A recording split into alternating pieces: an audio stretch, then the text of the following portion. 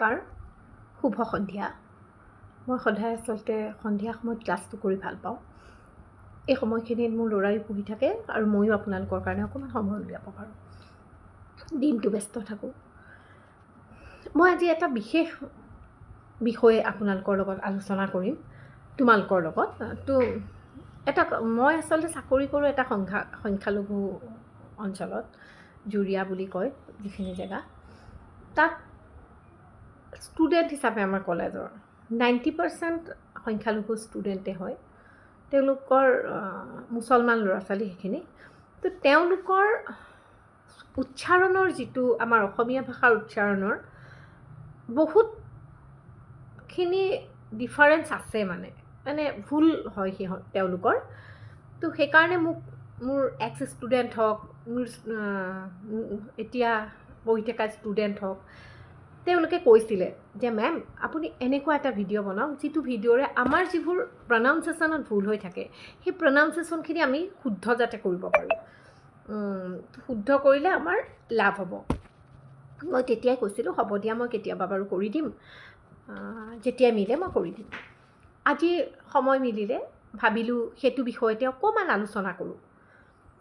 তেওঁলোকৰ কি হয় আচলতে, তেওঁলোকে কিন্তু এটা কথা মই মানিছোঁ, তেওঁলোকে হয় কোৱাটোত কয়, কিন্তু যেতিয়া আমি শুদ্ধকৈ লিখোঁ, আমি যেতিয়া লিখাই দিওঁ তেওঁলোকক নোটটো, সেই নোটটোত কিন্তু একো ভুল নকৰে, কেতিয়াও ভুল নকৰে। সেইটোৱে লিখে, মানে যেতিয়া লিখাই দিওঁ, মানে মই জানো যে কোন বস্তুবোৰত কি হয়, মই কৈ দিওঁ এইটো ব হ'ব, এইটো ভ হ'ব। 1912 চনৰ কথা মেবি।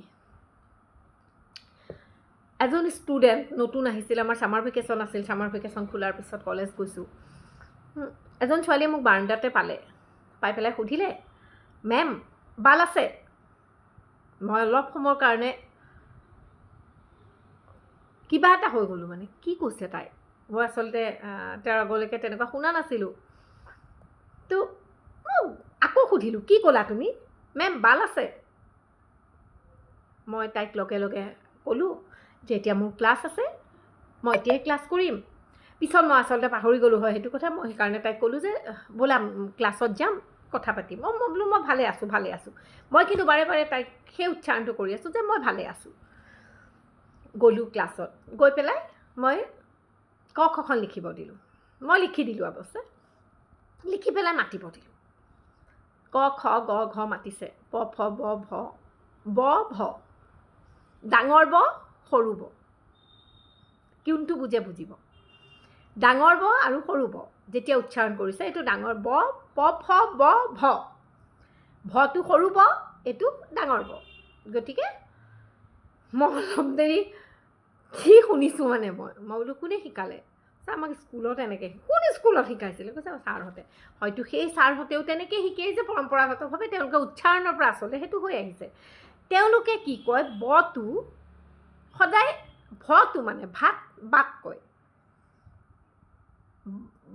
আচলতে সৰু ব ডাঙৰ ব বুলি কোনো ব নাই। প ফ ব ভ ম। আমি যেতিয়া এই বৰ্ণমালাখন যেতিয়া উচ্চাৰণ কৰোঁ, যিখন ব্যঞ্জন বৰ্ণখনৰ কথা কৈছোঁ, আমি চবেই জানো যে প্ৰত্যেকটো ব্যঞ্জন বৰ্ণৰ লগত এটা স্ববৰ্ণ উচ্চাৰিত হৈ থাকে, সেইটো সকলোৱে জানো। তো যেতিয়া ব্যঞ্জন বৰ্ণখন আমি উচ্চাৰণ কৰোঁ, ক ফলা, প্ৰথম ক ঘৰটো মাতিলোঁ, ক বৰ্গ, খ প্ৰথম চ, এইখিনিলৈকে প্ৰথম চ, দ্বিতীয় চ, বৰ্গীয়া জ। তাৰপিছত বহুতে উচ্চাৰণত কয় মূৰ্ধন্য ত।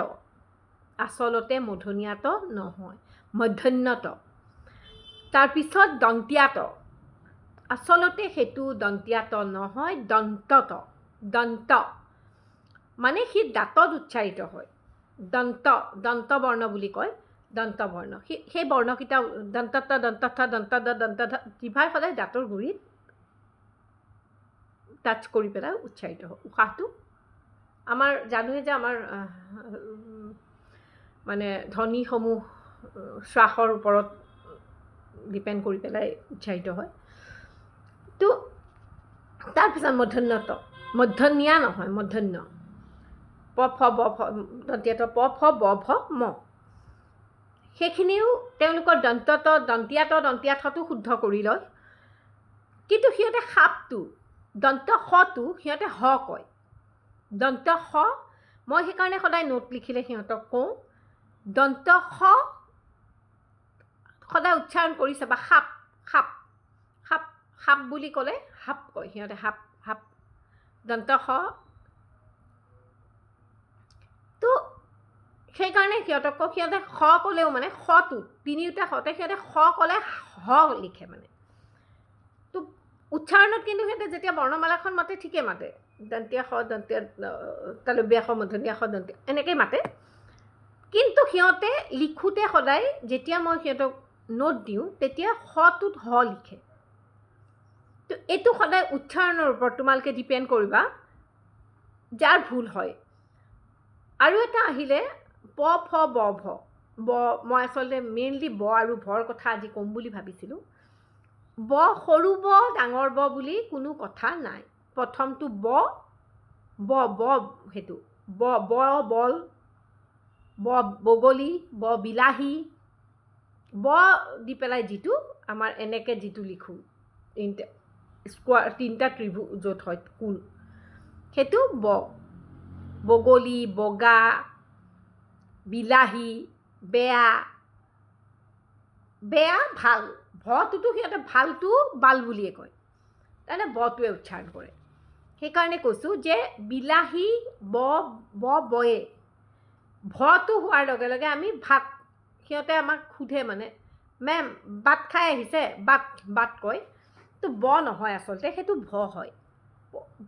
ভটো এইটো যিটো ভ, সেই ভাতে ভাত ভাত ভাত খালা, ভয় লাগে, বয় নহয় ভয়। ভিতৰ নহয় ভিতৰ, ভিতৰ ভ। সদায় উচ্চাৰণটো শুদ্ধকৈ কৰিব বিচাৰিবা, ভ ভিতৰ ভিতৰ হ'ল ভিতৰ, ভয় ভ ভ মানে ভ, ব নহয় ভ হৈ গ'ল। এই উচ্চাৰণবোৰ তোমালোকে যদি শুদ্ধ কৰা। আৰু এটা ভুল হয় মেক্সিমাম দেখিছোঁ, যেতিয়া কিতাপ পঢ়াই থাকোঁ তেওঁলোকে মতা মানুহকো তাই কয়। যেতিয়া মই গ্ৰামাৰ বুজাওঁ, সম্বন্ধবাচক বিশেষ্যৰ পুৰুষবাচক বিভক্তি যেতিয়া বুজাওঁ, চাৰ্টখন যেতিয়া আমি লিখোঁ মানে সম্বন্ধবাচক বিশেষ্য পুৰুষবাচক বিভক্তিৰ যেতিয়া চাৰ্টখন লিখাওঁ, মোৰ মাক প্ৰথম মানে যিটো প্ৰথম লিখাওঁ প্ৰথম পুৰুষত যিটো লিখাওঁ, মোৰ মা একো নাই, সিহঁতে মোৰ মাক কয়, মোৰ মাক আহিছে, তাৰ মাক নকয়। আৰু যদি ল'ৰা হয় ল'ৰাটো সিয়ে কয়, তাই কয়, ল'ৰাটো তাইয়ে কয় মানে মেম তাৰ মাক আহিছে, তাইৰ মাক আহিছে। তাইৰ কি বস্তু? আৰু যেতিয়া আগতে এটা আমাৰ এতিয়া চিলেবাছটো চেঞ্জ হ'ল, তেতিয়া এটা গল্প আছিলে, গল্পৰ মেইন কেৰেক্টাৰটোৰ নাম আছিল ৰমাকান্ত আৰু মিনতি বুলি। সেই গল্পটোত যেতিয়া ৰমাকান্তৰ বিষয়ে লিখাওঁ, গল্পৰ নোট লিখিলেতো সদায় লিখা হয়, পৰীক্ষাত যেতিয়া মই সদায় কি কৰোঁ, প্ৰশ্নখন কাটিলে মই অকণমান কিছুমান কুৱেশ্যন নিজৰ পৰা দিওঁ যাতে সিহঁতে সাজি লিখিব পাৰে। মই সেইটোৱে চাওঁ, ফাৰ্ষ্ট ইয়েৰটো কৰোঁ। যেতিয়া সিহঁতে সাজি লিখোঁতে দেখোঁ তাই কিতাপখন আনিলে, তাইৰ হৈ মিনতীয়ে কথা ক'লে, তাই লিখে। তাই নহয় আচলতে, স্ত্ৰীলিংগ পুলিংগ সম্পূৰ্ণ বেলেগ হয়। স্ত্ৰীলিংগত সদায় স্ত্ৰীলিংগত তাই হ'ব আৰু পুলিংগত সি হ'ব, তাৰ হ'ব। এইটো সদায় মনত ৰাখিবা। আৰু বহুতৰে দেখোঁ ইউটিউবত মানে ছ'চিয়েল মিডিয়াটো দেখোঁ, বহুতৰে সেই অসমীয়া ভাষাটো কোৱাৰ আচলতে সুৰ মানে প্ৰনাউন্সিয়েশ্যনবোৰৰ কাৰণে সুৰটো সলনি হৈ যায়। সেইটো সদায় মানে মই এটাই তেওঁলোকক মানে উপদেশ দিম, ক বৰ্ণখন যিখন ব্যঞ্জন বৰ্ণখন সম্পূৰ্ণ মাতিব লওক। ক খ গ ঘ ঙ, প্ৰথম স্বৰ, দ্বিতীয় স্বৰ, বৰ্গীয় জ জ্য ঞ, মূৰ্ধন্য ত, মূৰ্ধন্য থ, মূৰ্ধন্য ড, মূৰ্ধন্য ধ, মূৰ্ধন্য ণ, দন্ত্যত দন্ত্যৰ্থ দন্ত্যাদ দন্ত্যাধ দন্ত্যান প ফ ব ভ ম অন্ত্যস্ত ৰ ল ৱাব তেলব্যাস খ খ ক্ষ দৰ ধৰ এইখিনি মানে শুদ্ধভাৱে মাতিবলৈ ল'ব। যেতিয়া শুদ্ধভাৱে আপোনালোকে মাতিব ল'ব অট'মেটিক আপোনালোকৰ প্ৰনাউন্সিয়েশ্যন শুদ্ধ হ'ব। কেতিয়াও মানে এনেকুৱা লাগে যেতিয়া অসমীয়া ভাষাটো অকণমান ভুলকৈ উচ্চাৰণ কৰে কিবা এটা বেয়া লাগে আচলতে। সেইকাৰণে কৈছোঁ শুদ্ধভাৱে উচ্চাৰণ কৰক। শুদ্ধভাৱে উচ্চাৰণ কৰিলে অট'মেটিক চেষ্টা কৰি চাওকচোন। মই ইয়াৰ ওপৰত আকৌ ভিডিঅ' দিম যে মই আচলতে আজি ব আৰু ভৰ ওপৰত দিম বুলি কৈছিলোঁ, সেইকাৰণে কৈছোঁ বয়ে হয়। বৰ জেগাত বগলী, বগা, বেয়া বহুত আছে। দি তিনিটা কোণ থকা যিটো সেইটো ব বুলি কয়। আৰু ভটো হ'ল সৰু ব ডাঙৰ ব নহয়, সেইটো সৰু ব নহয়, সেইটো ভ হয়। যিটো তোমালোকে সৰু ব বুলি কোৱা এইটো ডাঙৰ ব, সেইটো সৰু ব নহয়, সেইটো আচলতে ভ হয়। সেইটো ভাত, ভয়। আৰু এটা হয় বিলাহী। মই যদি বিলাসিতা বুলি এটা আমাৰ হেৰি আছে বিলাসিতা, সিহঁতে বিলাসিতা লিখে। তো খ আৰু হৰ হয়, তো সেইটোও তোমালোকে শুদ্ধ কৰিবা, শুদ্ধকৈ লিখিবা।